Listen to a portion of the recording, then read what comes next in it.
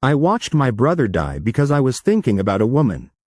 My name is Erik Larsen. I'm 38 years old. I live in Norway. I build boats for a living, and every single night for the past 32 years, I've woken up screaming a name that doesn't belong to anyone in this life. Halvard. I don't have a brother. I'm an only child, but I know what his blood felt like on my hands. I know what his last breath sounded like. And I know, God, I know, that it was my fault. This isn't a story about Vikings, though that's where it starts. This is a story about how guilt can follow you through death itself. How a single moment of weakness can echo across 1200 years. How I destroyed my marriage, terrified my children, and nearly ended my life because of something I did in 793 AD. And how I found him again. Let me start at the beginning. Not my beginning as Erik. That's too simple. But the real beginning. The moment everything started to unravel. I was 7 years old when the dreams began. Not normal kid dreams about monsters or flying.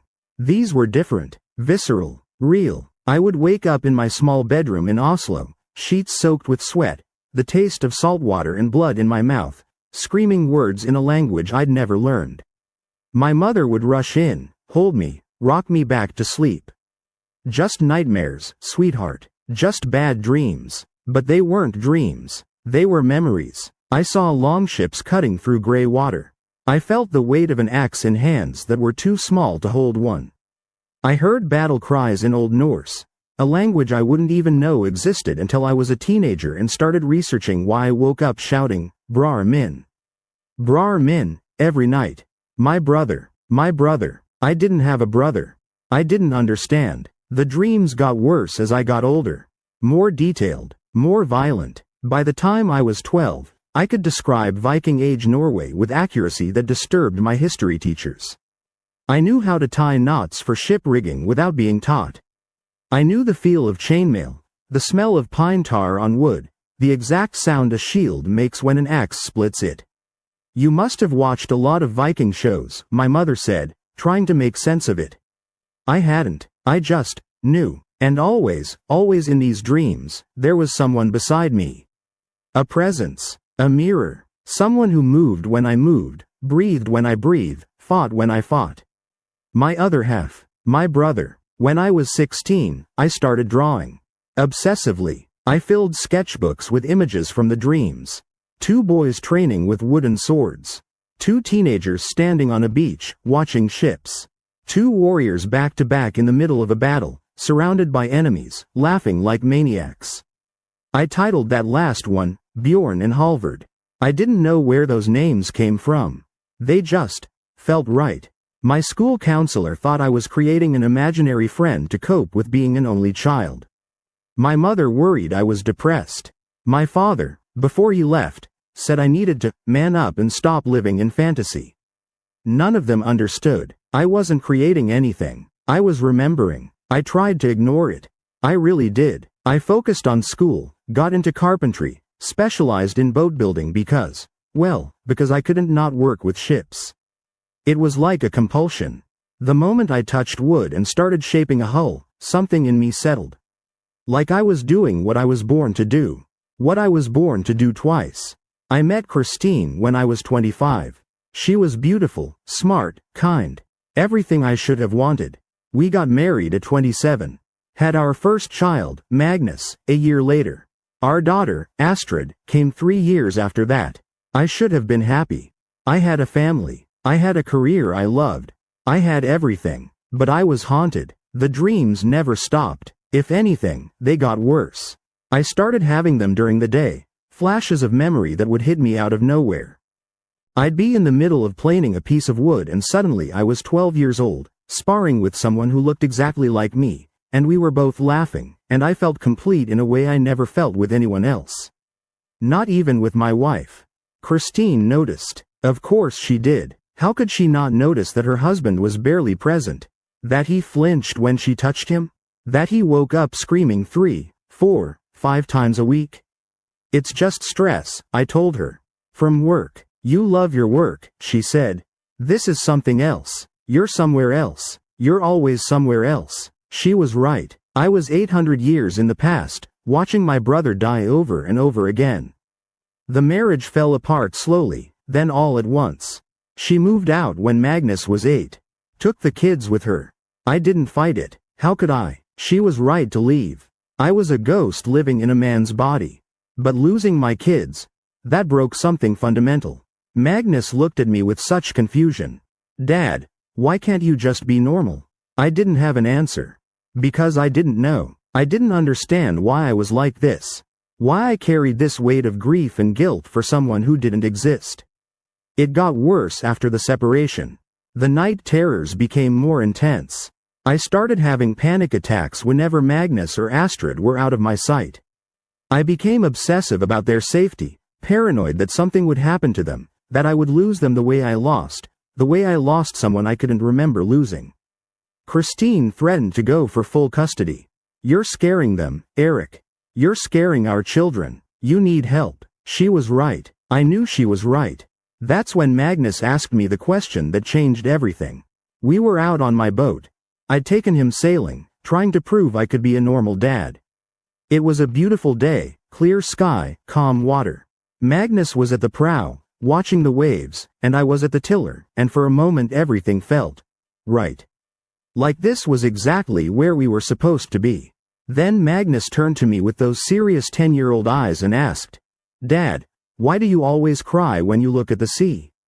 I opened my mouth to deny it, to make an excuse, but I couldn't, because he was right. I did cry, every time. I just hadn't realized he noticed. I don't know, I whispered. I don't know, buddy. Is it because of Halvard? My heart stopped. What did you say? Halvard. You say his name when you have nightmares. Every night. Halvard, I'm sorry. Halvard, don't leave me. Halvard, forgive me. Who is he, Dad? I couldn't breathe, couldn't speak. My son was looking at me with such innocent concern, asking about someone who shouldn't exist, and I had no answer. I don't know, I finally said.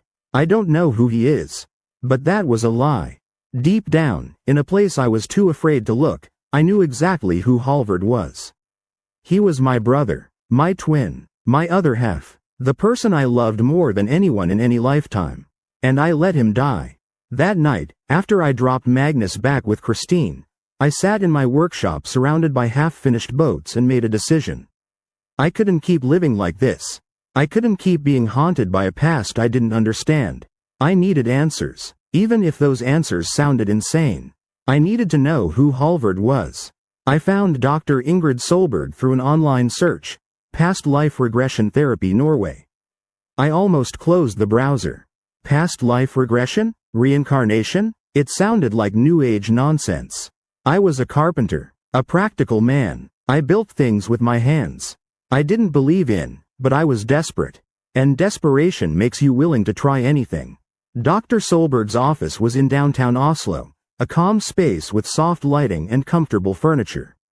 She was in her 50s, with kind eyes and a no-nonsense demeanor that immediately put me at ease. I know this seems strange, I started. It's not strange, she said simply. Tell me what's been happening. So I did. I told her everything. The dreams. The nightmares. The name I screamed every night. The knowledge I shouldn't have about Viking Age Norway. The feeling of missing someone I'd never met. The terror of losing my children that came from nowhere and everywhere at once. She listened without judgment. When I finished, she was quiet for a moment. Do you believe in reincarnation? She asked. I don't know what I believe anymore. That's honest. Good. You don't need to believe anything. We're just going to explore your memories, wherever they come from. Your subconscious, your ancestors, past lives, imagination. It doesn't matter what we call it. What matters is understanding why you're carrying this pain. She guided me through the regression slowly. Had me lie back, close my eyes, focus on my breathing. Her voice was calm, steady, safe. I want you to go back. Before this life. Before Erik. Go back to the source of these dreams. To the moment that matters most.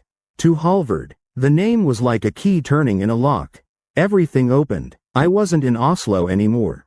I was on a battlefield. Rain was falling. Blood was everywhere. And I was holding someone who looked exactly like me. No. I was sobbing, screaming, Couldn't tell if it was Erik crying or Bjorn or both of us at once.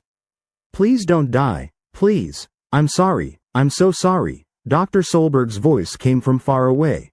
Stay with it. What do you see? He's dying. My brother, Halvard, he's dying and it's my fault. There was a spear. I didn't warn him. I was distracted. I looked away for 1 second and the memory was so vivid it didn't feel like remembering. It felt like living it again. Being there again. Feeling the weight of his body in my arms. The warmth of his blood soaking into my clothes. The way his hand gripped mine with desperate strength. Why did you turn away? Past Halvard whispered with bloody lips. I'm sorry. God, I'm so sorry. We said, we die together. You're not dying, you're not, or we don't die at all. Halvard, please, but he was gone. I felt it, the connection we'd had since birth. I felt it break like a rope snapping. Felt part of my soul rip away with his last breath. I screamed, not Erik's scream, Bjorn's scream, a sound of grief so deep it cracked the world. I don't know how long I cried. When I finally came back to Dr. Solberg's office, my face was soaked, my throat was raw, and I felt like I'd been hollowed out. What did you see? She asked gently. Everything, I whispered. I saw everything. I remember all of it. And I did. The regression had broken open a door I'd kept locked for 1200 years. Now the memories were flooding through, unstoppable, unavoidable, real. I remembered being Bjorn. I remembered having a twin brother named Halvard. I remembered our childhood in a small Norwegian village, training to be warriors, making blood oaths we thought we'd never break. I remembered our father dying when we were 8, our mother raising us alone, our little sister Freya who we'd protect with our lives. I remembered 15 years of brotherhood, of being two halves of one soul, of fighting back to back in raids, of sailing together, of being so perfectly in sync that we could communicate without words. I remembered matching tattoos on our forearms, two wolves intertwined. I remembered laughing together, bleeding together, living together. And I remembered the end. The Frankish Raid. The ambush. The moment I turned away because I was thinking about Ylva, about the baby she was carrying, about a future separate from my brother. 1 second of distraction. 1 moment of choosing a woman over the oath. 1 instant of looking away. And the spear that took Halvard's life because I didn't warn him in time. I remembered carrying his body back to the ship.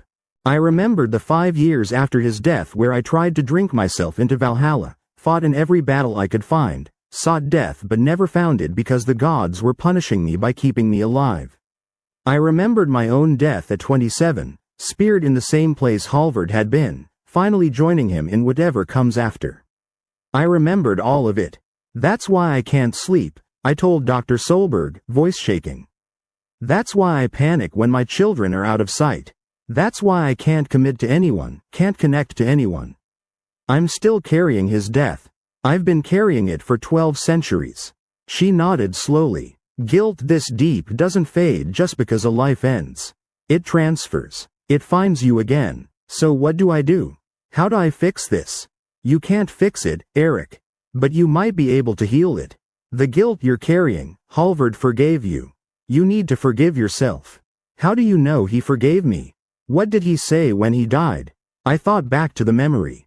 To his last words. Don't blame yourself. There's your answer. But knowing I was forgiven and feeling forgiven were two different things. The regression had given me answers, but not peace.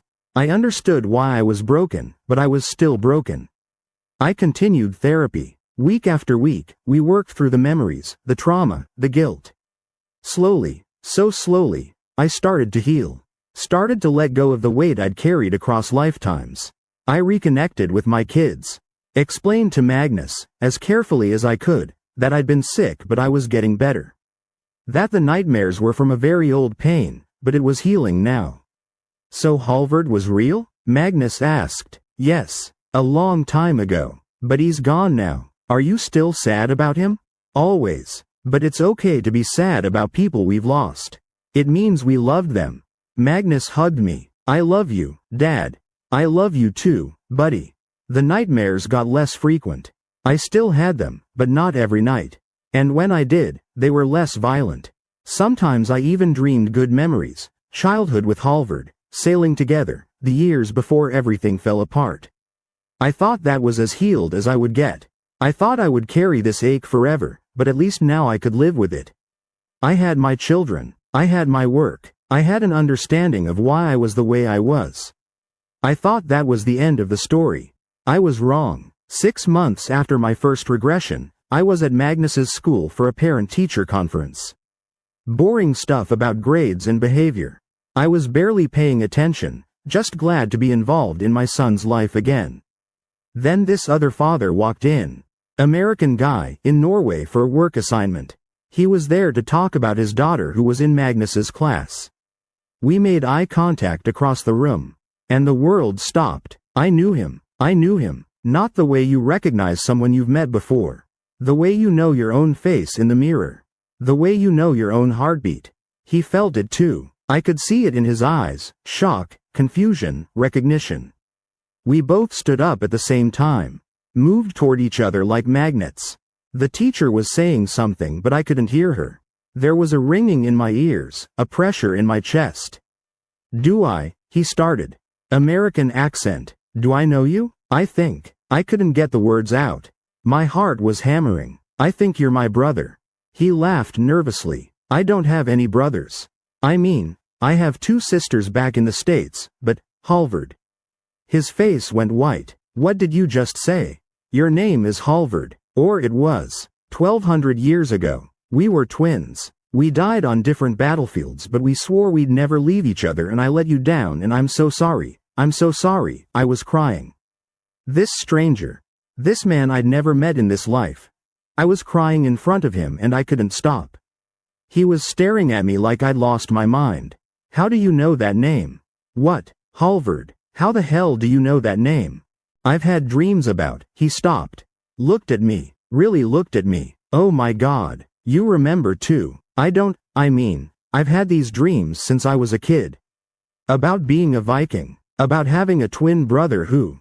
He swallowed hard. Who died in my arms.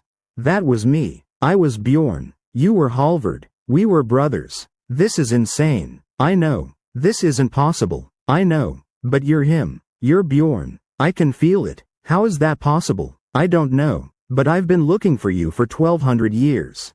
We stood there in a school hallway, 2 grown men crying, while confused teachers and parents stared.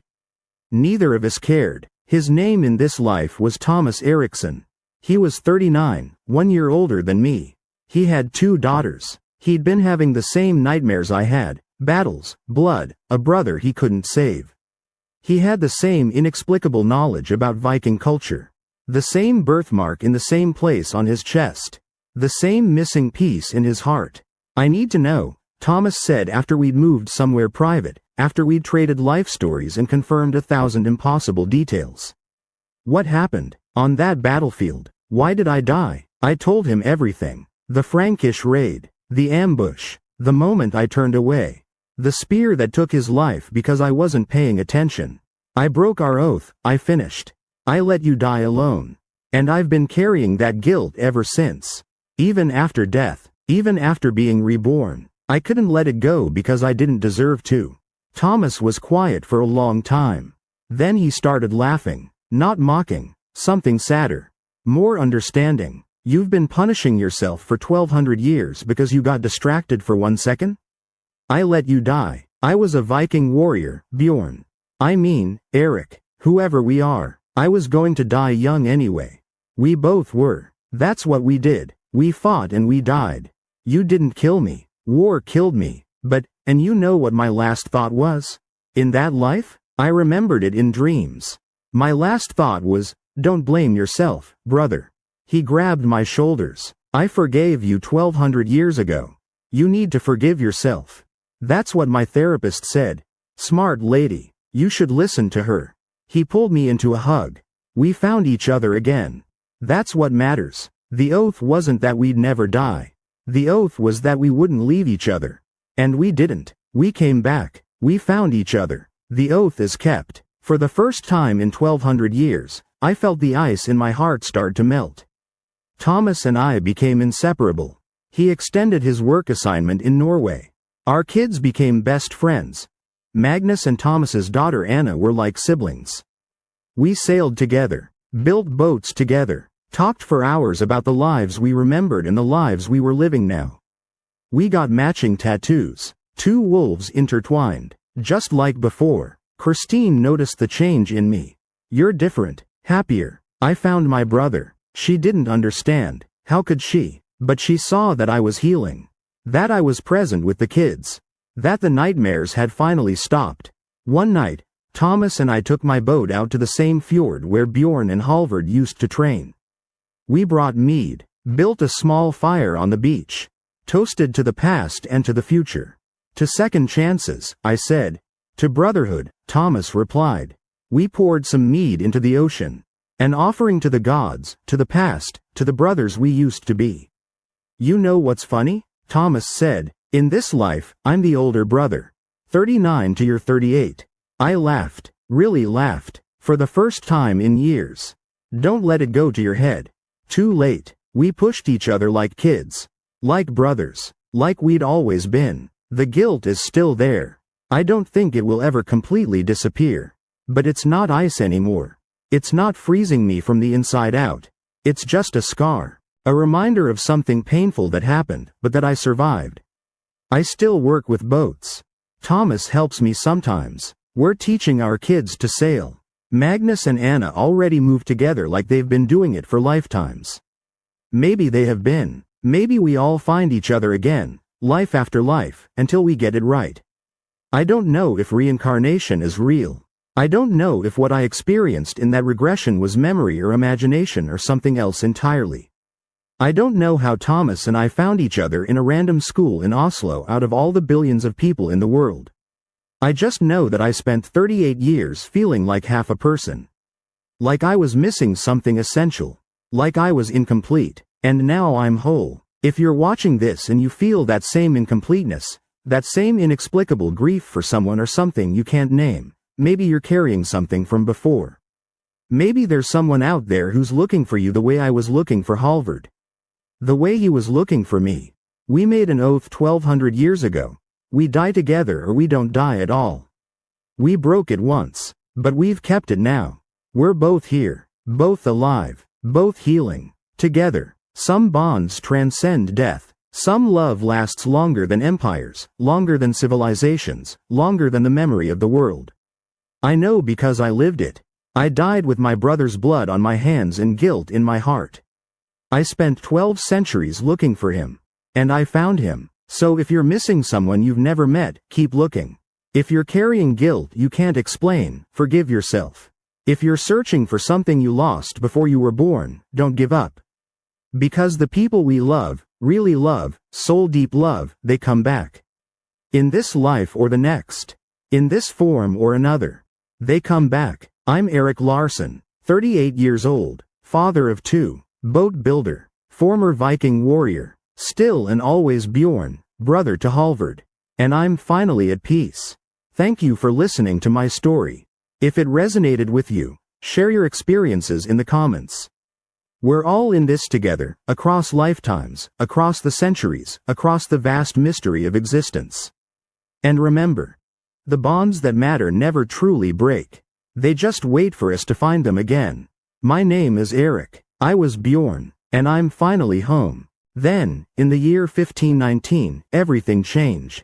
Rumors reached the city of strange men coming from the east. Men with pale skin, who rode on the backs of enormous deer-like creatures, who wielded weapons that made thunder and fire. The Emperor Moctezuma was troubled. Some said these strangers were gods. Others said they were demons. But that wasn't what changed my life. What changed my life was a young woman named Xochitl. Her name meant flower, and she was beautiful in a way that made my breath catch. She had been captured in a skirmish with the Tlaxcalans, our longtime enemies.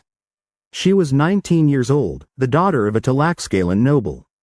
She was brought to the temple, and by custom, she would be honored as a bride of the gods for 20 days before her sacrifice. I was assigned to oversee her preparation. It was a routine task, ensuring she was fed, clothed in fine garments, taught the prayers she would recite at her death. I had done this dozens of times before. But Xochitl was different. She wasn't afraid. On the third day, as I brought her sacred chocolate to drink, she looked at me with eyes that seemed to see straight through me. "You don't believe," she said in accented Nahuatl.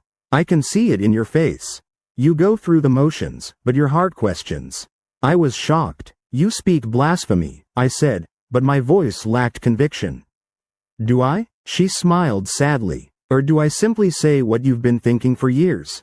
Tell me, priest, do you think the gods truly need my blood? Or is this a system created by men to control other men?" I should have walked away. I should have reported her heretical words to the high priests. But instead, I sat down. And we talked. We talked for hours that day. And the next day. And the day after that. She told me about her life in Tlaxcala, about her dreams of becoming a healer, about her younger brother who made her laugh. I told her about my doubts, my questions, the weight I carried every time I assisted in a sacrifice. "You're a good man trapped in a terrible system," she said on the 10th day. "I don't hate you for what you're going to do. But I want you to promise me something. Promise me that after I'm gone, you'll think about whether this is really what the gods want. Promise me you'll question." I promised. But something had shifted inside me. I couldn't imagine a world without her voice, her laugh, the way she challenged everything I'd been taught to believe. On the 15th day, I realized I was in love with her. It was forbidden. Utterly, completely forbidden. Priests took vows of celibacy. The woman was sacred, promised to the gods. To desire her, to love her, was to commit the gravest sin imaginable. But I couldn't stop myself. And I think she felt the same way. I saw it in how she looked at me, how her hand would linger when our fingers accidentally touched. We never spoke of it directly. We didn't dare, but the feeling hung between us like smoke from the temple fires. 5 days before her scheduled sacrifice, I made a decision that would damn me forever. I was going to help her escape.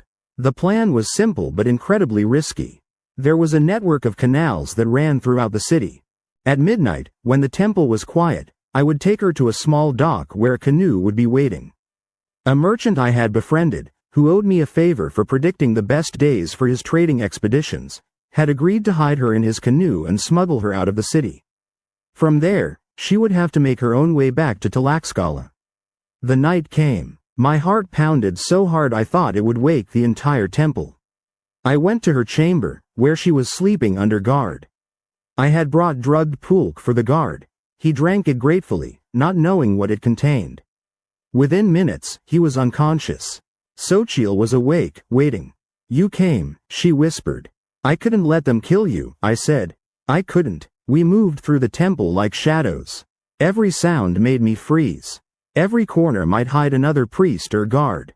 But luck, or perhaps the gods I no longer fully believed in, was with us. We made it to the canal. The merchant was there with his canoe. Xochitl turned to me, tears in her eyes. "Come with me," she said. "Leave this place. We can start over together." I wanted to. God, I wanted to. But I shook my head. If I disappear, they'll know someone helped you. They'll search. They'll find you. But if I stay, if I'm here to discover your escape in the morning, I can misdirect them. Give you time to get away. They'll know it was you, she said. They'll kill you. Probably, I admitted. But you'll be alive. That's what matters. She grabbed my face and kissed me. It was the first and only time our lips met. It tasted like salt and tears and goodbye. "I'll never forget you, Tlaloc," she whispered. "In this life or any other, I'll never forget you." Then she was gone, the canoe disappearing into the darkness. I returned to the temple. I didn't sleep. I sat in my chamber and waited for dawn, for discovery, for the consequences of what I had done. When they found her chamber empty in the morning, chaos erupted. The high priest Tezcatl was furious. A sacrifice had been stolen from the gods. Someone would pay. They questioned everyone. The guard swore he had fallen asleep naturally. I had calculated the drug's effects to make it seem like simple exhaustion. They searched the entire temple complex. They sent warriors throughout the city. I played my part perfectly. I acted shocked, horrified, confused. I suggested she must have had help from the outside, from Tlaxcalan spies who infiltrated the city. They believed me. For 3 days, they believed me. Then they captured the merchant. He was tortured. He gave me up within hours.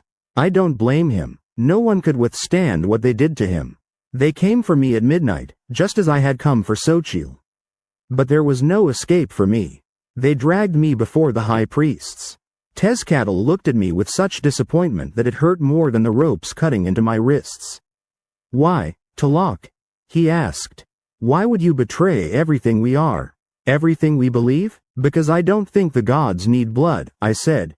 My voice was steady. "I think they need love, compassion, kindness. If we truly serve divine beings, shouldn't we reflect divine qualities ourselves?"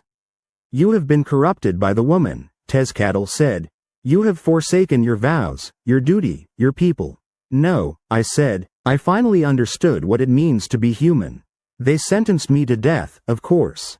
But not the honorable death of sacrifice.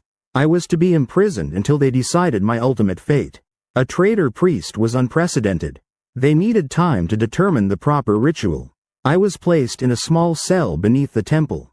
Days passed. I was given minimal food and water. But I didn't despair, because I knew Xochitl had escaped. I had given her that. And somehow, that made everything worthwhile. Then the Spanish arrived. I heard the commotion from my cell, shouting, the thunder of their weapons, the screams of the dying. Hernán Cortés and his conquistadors had entered Tenochtitlan. Emperor Moctezuma tried to greet them peacefully, believing they might be gods or emissaries of Quetzalcoatl. He was wrong. They were men. Greedy, brutal men who saw our gold and wanted it for themselves. The initial encounter was tense but not violent. The Spanish were housed in the palace. Moctezuma gave them gifts, massive amounts of gold and precious stones. But instead of satisfying them, it only increased their hunger. Weeks turned into months. The situation deteriorated. The Spanish took Moctezuma hostage. They demanded more gold, more tribute. They destroyed our temples, placing crosses on top of our pyramids. They called our religion evil, our gods demons. I was still imprisoned through all of this. The priests had forgotten about me in the chaos. Or perhaps they thought leaving me to starve was punishment enough. But then came the massacre at the Templo Mayor. During a religious festival, while our people danced and celebrated, the Spanish soldiers, led by Pedro de Alvarado while Cortés was away, attacked. They blocked the exits and slaughtered everyone inside. Thousands died. The Spanish later claimed they thought we were preparing for war. The truth? They wanted to seize control through terror. This was the breaking point. The entire city rose up in rage. La Noche Triste, the night of sorrows, as the Spanish would later call it. We drove them out of Tenochtitlan, killing many of them as they tried to flee across the causeways. But we knew they would return. And they did, months later, with more men, more weapons, and a devastating ally: smallpox. The disease swept through our city like fire through dry grass. People died by the thousands. Entire families wiped out in days. The streets filled with corpses. Our healers were helpless against this invisible enemy. During this chaos, someone finally remembered me. A young priest, barely more than a boy, opened my cell. "Everyone is needed to defend the city," he said. "Even traitors." I emerged into a nightmare. The beautiful city I had known was dying. The canals ran red with blood and disease. The great pyramids were pockmarked from Spanish cannons. Bodies lay everywhere, rotting in the heat. I helped where I could. I carried water to the fighters. I tended to the sick, even knowing the disease could kill me too. I had already betrayed my priesthood. I might as well serve humanity in more direct ways. The final battle came in August 1521. The Spanish had surrounded the city. We were starving, diseased, exhausted. But we fought. We fought with everything we had. I found myself on the pyramid steps, defending the temple of Huitzilopochtli alongside warriors and common people alike. The Spanish soldiers came in waves, their steel swords cutting through our wooden weapons, their armor deflecting our obsidian blades. I held a spear, something I had never been trained to use. A Spanish soldier came at me, shouting in his foreign tongue. I thrust the spear forward. It caught him in the shoulder, and he screamed. But then his companion was on me, his sword cutting across my chest. I fell backward, blood pouring from the wound. I couldn't breathe. The pain was everywhere. As I lay dying on the temple steps, the same steps where I had once performed sacrifices, I looked up at the sky. Smoke from 1,000 fires obscured the stars I had studied my entire life. My city, my civilization, my entire world was ending. But in that moment, I didn't think about the gods. I didn't think about the empire falling. I thought about Xochitl. I wondered if she had made it to safety. I wondered if she had found happiness. I wondered if somewhere out there, she was thinking of me too. My last thought before the darkness took me was this. Maybe love is the only god that matters. Maybe everything else, the rituals, the sacrifices, the temples and priests and empires, maybe all of that is just noise. Maybe the only truly sacred thing is the way one soul recognizes another across the chaos of existence. Then I died. When I woke up from the regression, I was sobbing. Dr. Reeves handed me tissues and gave me time to collect myself. That was intense, she said quietly. How do you feel? How did I feel? I felt like I had lived an entire lifetime in an hour. I felt grief for a lost world, for lost love, for a civilization that no longer existed. But I also felt something else, understanding. All those dreams, all those inexplicable feelings, they finally made sense. I wasn't crazy. I was remembering. The story doesn't end there, though. 3 months after my regression, something incredible happened. I was at a coffee shop, working on my laptop, when a woman sat down at the table next to mine. She was reading a book about pre-Columbian art. I wouldn't normally approach a stranger, but something compelled me to speak. Interesting book, I said. She looked up, and our eyes met. I know how this sounds. I know it seems like a fantasy or a coincidence too perfect to be real. But in that moment, looking into her eyes, I knew. I recognized her, not her face, that was different. But something deeper, something that transcended physical appearance. I'm Marcus, I said. Natalie, she replied. Her hand was shaking as she extended it to shake mine. This is going to sound insane, but do I know you from somewhere? Yes, I said. From a long time ago. We talked for 6 hours that day. When I finally, nervously, told her about my past life regression, about Talak and Xochitl, she went pale. I've had dreams, she whispered. My whole life. Dreams about pyramids and a priest with kind eyes and running away in a canoe. I always thought they were just dreams. Natalie went to see Dr. Reeves for her own regression a week later. What she remembered matched my memories almost exactly. She was Xochitl. She had made it back to Tlaxcala. She had lived a long life, married, had children. But she never forgot the priest who saved her. We've been together for 2 years now. We're engaged. Our friends think we have a weirdly intense connection. Our families think we're perfect for each other. Neither of us has told many people about the past life aspect. Most people wouldn't understand, but we know. We found each other again.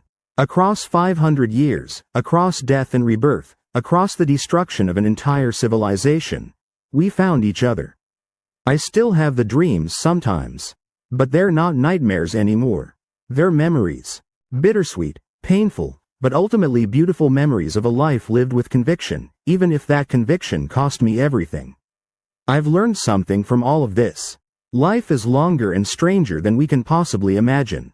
We are more than these individual lifetimes. We are accumulations of experiences, lessons learned across centuries. And love, real love, soul-deep love, is the only thing powerful enough to transcend death itself. The Aztec Empire fell. The temples were destroyed. The gods, if they ever existed, no longer demand blood.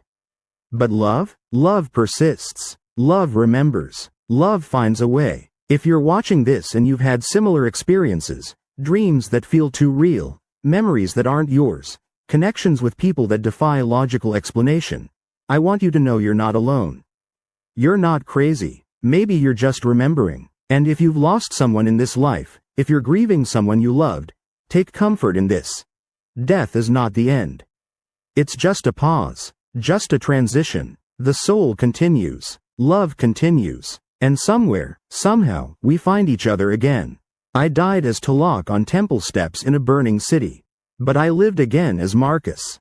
And I found Xochitl again, wearing the name Natalie this time.